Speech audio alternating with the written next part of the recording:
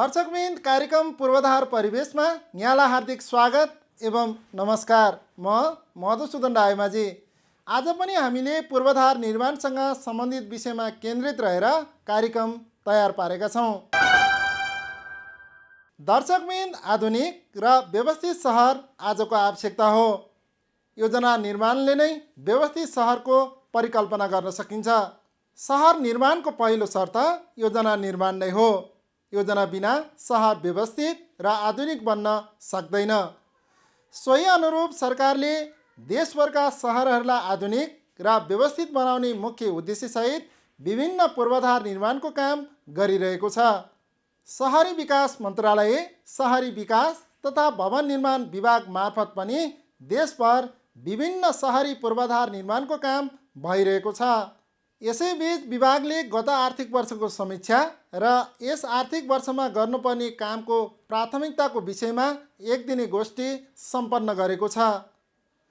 कार्यक्रममा सहभागी आयोजना प्रमुखहरूले आयोजना स्थलमा झेल्दै आएको समस्या, आगामी दिनमा मन्त्रालय र विभागले खेल्नुपर्ने भूमिकाको बारेमा अवगत गराएका थिए। यसै विषयलाई समावेश गरेर आज हामीले कार्यक्रम तयार पारेका छौँ।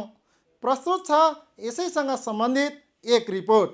भएका सहरलाई व्यवस्थित गर्ने र नयाँ बन्ने सहरलाई आधुनिक एवं सुविधा सम्पन्न बनाउने मुख्य उद्देश्यसहित स्थापना भएको सहरी विकास मन्त्रालय अन्तर्गत रहेको सहरी विकास तथा भवन निर्माण विभागले पूर्वाधार निर्माणको काममा महत्त्वपूर्ण योगदान दिँदै आइरहेको छ। विभागले आवास तथा बस्ती विकास, भवन निर्माण र सहरी पूर्वाधारको विकासलाई केन्द्रमा राखेर काम गर्दै आइरहेको छ। राष्ट्रिय पुनर्निर्माण प्राधिकरणको बहिर्गमनसँगै पुनर्निर्माणको बाँकी काम पनि विभाग मार्फत भइरहेको छ। विभागले राष्ट्रपतिको आवासदेखि लिएर लोपोन्मुख सीमान्तकृत नागरिकहरूको आवास निर्माण गर्ने कार्यलाई पहिलो प्राथमिकतामा राखेर काम गर्दै आइरहेको छ। यसैबीच सहरी विकास तथा भवन निर्माण विभागले गत आर्थिक वर्षमा भएका कामहरूको समीक्षा र यस आर्थिक वर्षको विकास कार्यक्रम कार्यान्वयनको विषयमा एक दिने गोष्ठी सम्पन्न गरेको छ। विभागले गत आर्थिक वर्षमा 59% वित्तीय र 65% भौतिक प्रगति हासिल गरेको छ। आर्थिक वर्ष 2078-79 विभागले 70% वित्तीय प्रगति हासिल गरेको थियो। गत आर्थिक वर्षमा विभागका लागि 37 अर्ब रुपियाँ बजेट विनियोजन भएको थियो। यस आर्थिक वर्षमा भने विभागका लागि 29 अर्ब 57 करोड रुपियाँ बजेट विनियोजन भएको छ। राजधानीको एक होटलमा सम्पन्न गोष्ठीमा विभाग अन्तर्गत रहेको विभिन्न 21वटा आयोजना कार्यालयका आयोजना कार्यालय र इकाइहरूले गत आर्थिक वर्षमा हासिल गरेका भौतिक तथा वित्तीय प्रगति, बजेट कार्यान्वयन गर्ने चरणमा सामना गरेका चुनौतीहरू, समस्याको समाधानका लागि गरेको प्रयासका बारेमा प्रस्तुति गरेका थिए। यो 21वटा चाहिँ कार्यालय युनिटहरूको चाहिँ सबैजनाको साथीहरूको चाहिँ अनुभव सम्हालेर अब यसमा चाहिँ हामी नयाँ चाहिँ कार्ययोजना बनाएर समयमा नै सबै योजनाहरू चाहिँ सक्ने गरेर चाहिँ अगाडि बढ्छौँ। त्यसमा चाहिँ के भने अब यस अबमा त बजेटको पनि केही समस्या, अर्थ मन्त्रालयबाट केही बजेट सुनिश्चित नभएको कारणले गर्दाखेरि समस्या नै रह्यो। अब आगामी वर्षमा त्यस्तो सायद नहोला र हामी पनि अब हामीले आफूले चाहिँ गरेका चाहिँ कमी कमजोरीहरू के कसो छन् तिनीहरू पत्ता लगाएर अब त्यसमा चाहिँ सुधार गर्दै अब आगामी चाहिँ उसमा चाहिँ राम्रो प्रगति चाहिँ हासिल गर्नतर्फ चाहिँ हामी प्रयत्नरत हुनेछौँ। अर्थ मन्त्रालयले परिपत्र जारी गरेको चाहिँ अब यो अवधि पश्चात चाहिँ कुनै पनि चाहिँ कार्यहरू चाहिँ सम्झौता नगर्नु भनेर त्यो परिपत्र जारी भइसकेपछि हामीले जे जति कामहरू चाहिँ गर्न बाँकी रहेको थियो त्यो चाहिँ त्यहाँनिर टोटली त्यहाँ चाहिँ बन्द गरिनुपर्ने अवस्था आयो। त्यसले गर्दाखेरि हामीलाई कस्तो चाहिँ च्यालेन्ज आयो भनेदेखि अब बजेट चाहिँ हामीसँग छ तर खर्च हुन सक्ने स्थिति भएन। ल त्यही भएको भएर चाहिँ हामीले विभाग मन्त्रालयलाई चाहिँ अनुरोध गरेर चाहिँ यी खर्च गर्न नसकेका प्रोग्रामहरूलाई चाहिँ सरेन्डर गर्नु पर्यो भनेर चाहिँ पत्रचार गऱ्यौँ। तर त्यो दुर्भाग्यवश त्यो सरेन्डर हुन सकेन।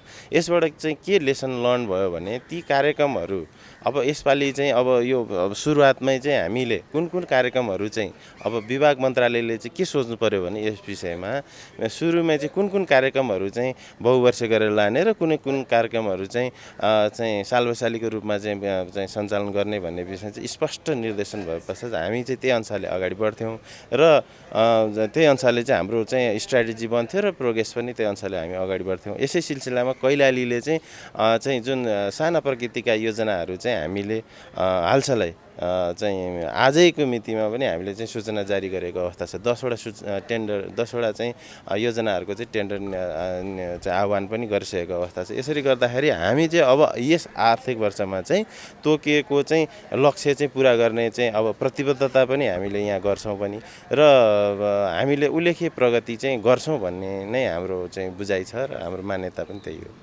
गोष्ठीमा आयोजना प्रमुखहरूले परिणाममुखी काम गर्नका लागि विभाग र मन्त्रालयले समयमा नै गर्नुपर्ने निर्णयको बारेमा समेत आग्रह गरेका थिए। विभागले गाउँ र सहरी क्षेत्रमा रहेको विद्यमान अन्तरलाई हटाउँदै समान ढङ्गले विकास निर्माणको काम गर्ने नीति अनुरूप 77वटै जिल्लामा सहरी पूर्वाधार निर्माणको काम गर्दै आइरहेको छ। विभिन्न आयोजना मार्फत दिगो रूपमा पूर्वाधार निर्माणको काम अघि बढाएको विभागले सहरी क्षेत्रको पूर्वाधार निर्माणमा विशेष ध्यान दिँदै आइरहेको छ। विभागले आफ्नो लक्ष्य अनुरूपको काम दीर्घकालीन नीति र योजना तर्जुमा मार्फत कार्यान्वयन गर्दै आइरहेको छ। गोष्ठीले आयोजना कार्यान्वयनमा महत्त्वपूर्ण भूमिका निर्वाह गर्ने विश्वास आयोजना प्रमुखहरूले लिएका छन्।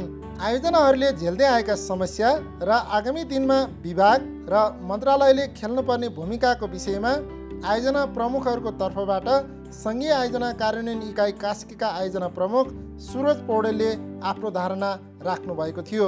सबै आयोजना कार्यालयहरूले अधिकतम प्रयास गर्दै पनि हामीले चाहिँ अपेक्षाकृत उपलब्धि चाहिँ यस आर्थिक वर्षमा चाहिँ हासिल गर्न नसकेको कुरा हाम्रो सामान्य छ। हामीले आन्तरिक समस्याहरूलाई पनि विभिन्न माध्यमबाट समाधान गर्ने प्रयास गऱ्यौँ, तर केही आर्थिक मन्दीका बाह्य कारणहरू पनि थिए जुनको लागि चाहिँ हाम्रो क्षमताले चाहिँ भ्याउँदैन थियो।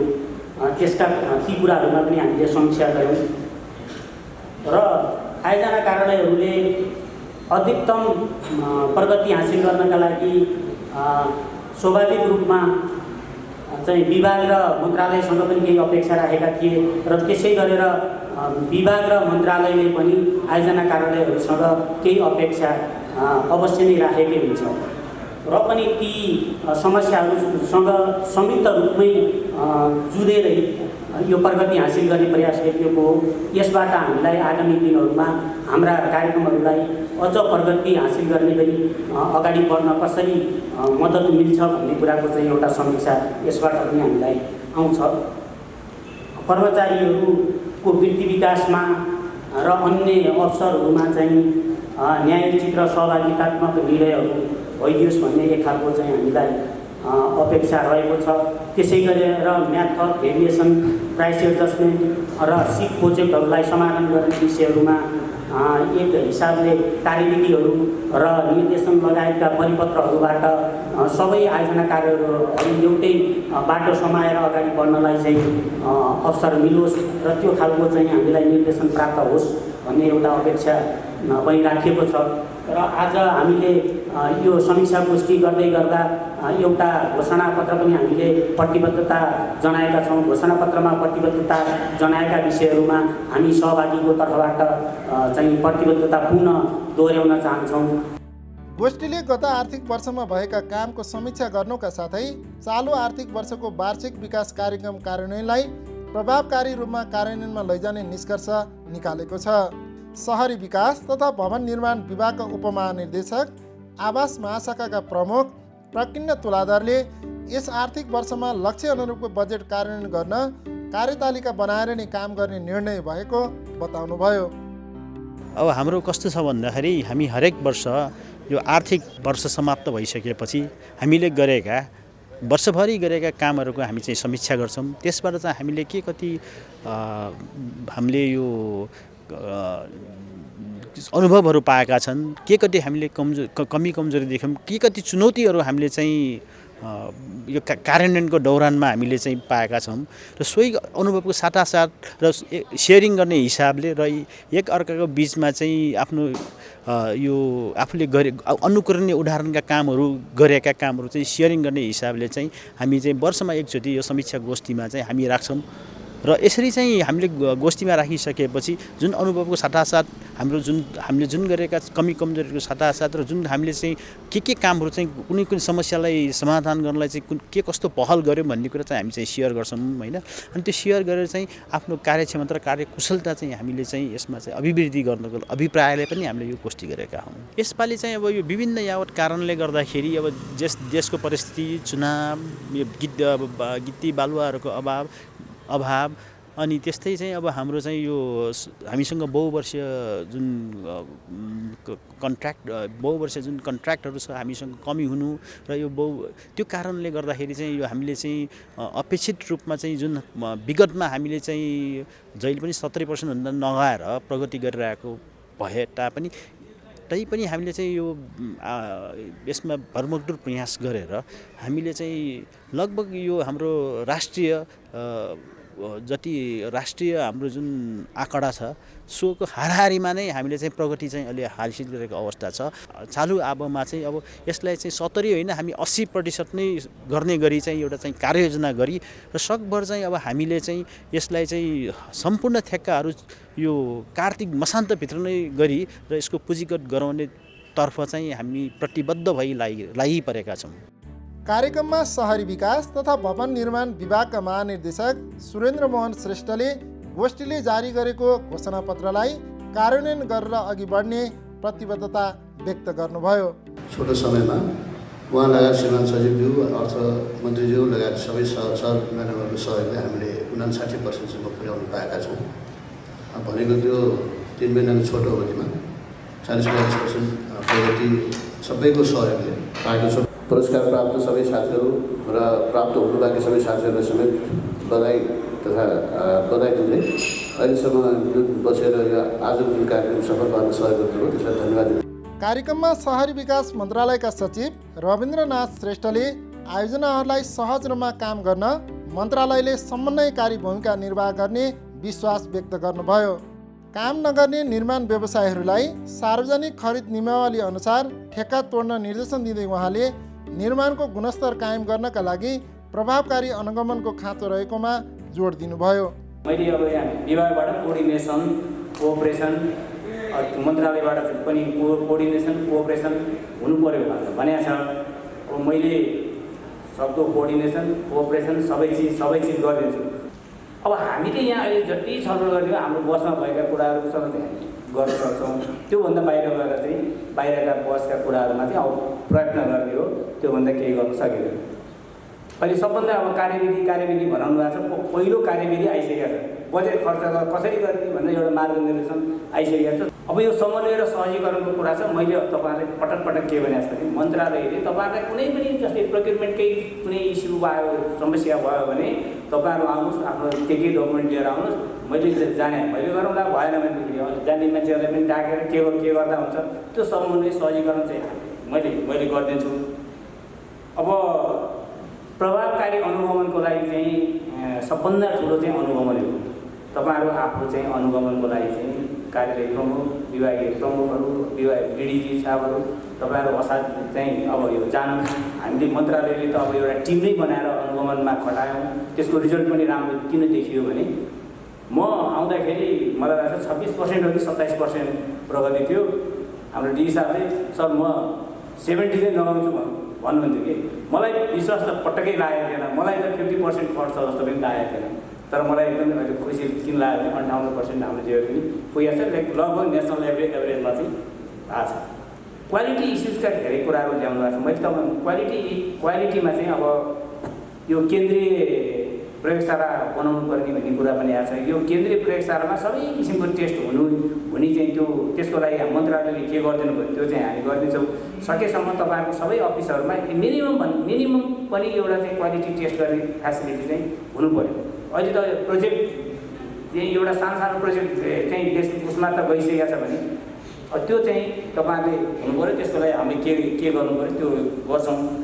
कार्यक्रममा सहरी विकास मन्त्री सीता गुरुङले आफूले मन्त्रालयको जिम्मेवारी सम्हाल्दा 18% रहेको प्रगतिलाई 3 महिनाको अवधिमा बढाएर 58% पुर्याएको बताउनुभयो। साझा प्रतिबद्धता भएको अवस्थामा काम गर्न सकिने बताउँदै उहाँले गत आर्थिक वर्षको बजेट खर्च लक्ष्य अनुरूप हुन नसके पनि यस आर्थिक वर्षमा 100% बजेट कार्यान्वयन गर्ने काममा लाग्न आयोजना प्रमुखहरूलाई निर्देशन दिनुभयो। सैद्धान्तिक रूपमा सहरी विकास मन्त्रालय के कुरालाई विशेष फोकस गरेर चिनिने भन्ने विषयमा अझै हामीले होमवर्क गर्नुपर्छ भन्ने जस्तो चाहिँ अनुभूति भएको छ।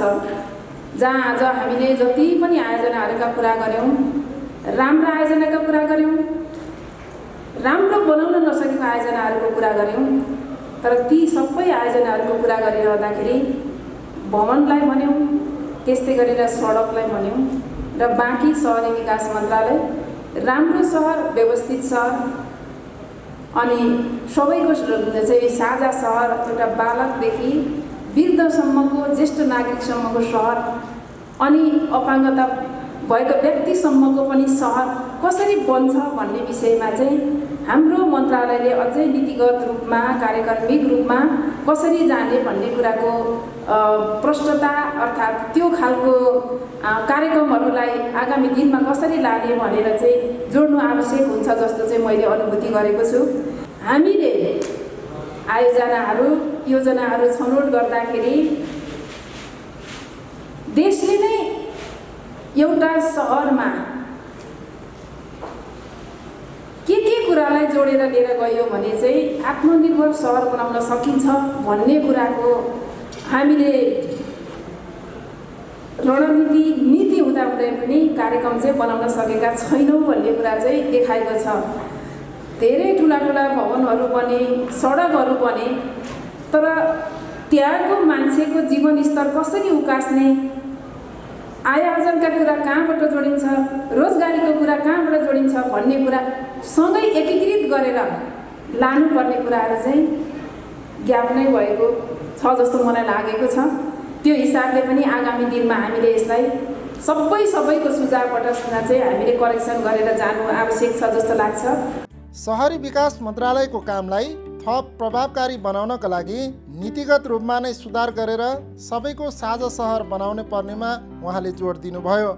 मन्त्रालयले समन्वय र सहजीकरण गर्ने बताउँदै मन्त्री गुरुङले सामूहिक प्रतिबद्धताले मात्रै सकारात्मक परिवर्तन दिन सक्ने विश्वास व्यक्त गर्नुभयो। हाम्रो तीनै तहको जस्तो पिआइओ भन्नुहोस्, विभाग भन्नुहोस्, मन्त्रालय भन्नुहोस्, यो 3 तहभित्र हाम्रो जुन काम गर्ने संरचना छ, यो भित्र समस्यालाई पनि सामूहिकीकरण गरौँ र समाधानलाई पनि सामूहिक जिम्मेवारीको रूपमा लिएर काम गऱ्यौँ भने यस्ता गुनासोहरू, यस्ता अप्ठ्याराहरूलाई चिर्न सकिन्छ भन्ने मलाई लागेको छ। त्यसैले तपाईँहरू सबैजनालाई पनि मेरो के अनुरोध छ भने समस्या समाधान गर्नुको निम्ति सबैले खुलेर कुरा गरौँ र खुलेर कुरा राख्नुहोस् र हामी समाधानको बाटो खोज्न सक्छौँ। अप्ठ्यारो नभएको ठाउँ नै छैन, समस्या नभएको कुनै निकाय नै छैन। त्यो हिसाबले अप्ठ्यारो र समस्या छ भनेर बिहानबाटै हामीले निराश भयौँ भने, डरै मात्रै बोक्यौँ भने हामी कहीँ पनि पुग्न सक्दैनौँ। त्यसैले हामी सबैजनाले सकारात्मक सोचका साथ दिनको सुरुवाती गरौँ, कामको सुरुवाती गरौँ र साथीहरूको हामी दुर्गममै बसिराख्नुपर्ने, कोही सुगममै बसिराख्नुपर्ने भन्ने गुनासाहरू पनि होला। मेरो क्षमता यो थियो, क्षमताअनुसार काम छैन भन्ने पनि होला। तर ती सबै कुराहरूलाई पनि हामी एउटा पहिलो कुरा हामीले बिर्सिनै नहुने कुरा के हो भन्दा हामी सिङ्गो एउटा टिम हो। हामी जो टिम छौँ, एउटै जहाजदेखि डुङ्गामा छौँ, हामी तर्दाखेरि सँगै पार गर्छौँ, डुब्दा सँगै डुब्छौँ भन्ने कुरा चाहिँ हामीले बिर्सिनु हुँदैन। र त्यस पछाडि कार्य सम्पादनको आधारमा अर्थात् क्षमताको आधारमा तपाईँहरूको कार्य सम्पादन मूल्याङ्कन गर्ने कुरा निश्चिन्त हुनुहोस्, व्यवस्थापन हुन्छ र जे समस्या छ, जे गुनासो छ सहज रूपमा भन्नुहोस्। हामी एउटै घरका परिवार हौँ, सबैले यसलाई मनन गरौँ, टाइम फ्रेमलाई ध्यानमा राख्ने र टिम स्पिरिटमा काम गऱ्यौँ भने यस वर्षको 58%लाई अर्को आर्थिक वर्षमा हामी पक्कै पनि 100 को हाराहारीमा पुग्न सक्छौँ। त्यसैले आज जुन तपाईहरूले प्रतिबद्धता पत्र जाहेरी गर्नुभएको छ, यो प्रतिबद्धता जाहेरी सँगै सफल कार्यान्वयनको निम्ति पनि यति कुरालाई पालना गर्यो भने हुन्छ भन्ने मलाई लाग्छ। यसैबीच विभाग अन्तर्गत रहेका 21वटा आयोजना मध्येबाट 4 जना आयोजना प्रमुखहरू पुरस्कृत भएका छन्। वार्षिक कार्य प्रगति, बेरोजु फर्स्यौट लगायतका विभिन्न सूचकहरूको आधारमा उत्कृष्ट अङ्क ल्याउने आयोजना प्रमुखहरूलाई शहरी विकास मन्त्री सीता गुरुङले पुरस्कृत गर्नुभएको हो। विभागका उपमहानिर्देशक नारायण प्रसाद भण्डारीको संयोजकत्वमा गठित मूल्याङ्कन टोलीले 4 जना आयोजना प्रमुखहरूलाई पुरस्कृत गर्ने निर्णय गरेको थियो। केही क्राइटेरिया चाहिँ राखेका थियौँ र त्यसैको आधारमा चाहिँ हामी यो उत्कृष्ट अथवा प्रशंसित कर्मचारी छनौट गरेका छौँ। त्यसमा वित्तीय तथा एउटा भौतिक प्रगति एउटा क्राइटेरिया रहेको छ भने बेरोजु फर्स्यौटमा चाहिँ पहल गरेको यो चाहिँ बेरोजु फर्स्यौट त अहिले चाहिँ भइसकेको छैन, तर त्यसमा चाहिँ पहल गरेको विषयहरू र व्यावसायिक कुशलता चाहिँ कस्तो रह्यो भन्ने कुराहरू उहाँहरूको प्रस्तुतिकरणबाट र प्रस्तुतिकरण उहाँले गरेको प्रस्तुतिकरणको अवस्थालाई पनि हामीले चाहिँ मूल्याङ्कन गऱ्यौँ। त्यसै गरी भौगोलिक क्षेत्रमा काम गरेको अनुभव र उहाँले चाहिँ गरेका चाहिँ अनुभवहरू र समावेशीकरण चाहिँ हाम्रो विभागमा भएको समावेशीकरणको उसलाई पनि हामी चाहिँ गरेर यसरी चाहिँ हामी 4 जनामा चाहिँ हामीले प्रशंसा पत्र वितरण गर्ने निर्णय गरेका हौँ।